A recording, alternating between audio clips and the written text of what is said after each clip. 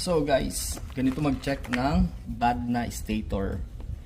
Ayan, yung stator natin napapalitan. So ito ay FI na motor, S-Max 155, Aerox 155, NMAX. Ito pa, halos pare-paras lang din yan. So dito, punta tayo ng continuity. Ayan, titingnan natin kung may connection. So dapat itong 3 wires na to ay walang connection dito sa metal na to. Kasi kung meron, shorted siya, sira. Ayan, kung titignan natin, ito sira na to talaga.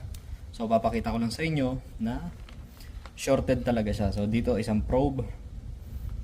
Reverse bias to kahit alin man. Kahit alin man dito sa probe na to. So yun, lagyan natin yung isa doon, tapos ito dito sa metal. Shorted. So we need a new.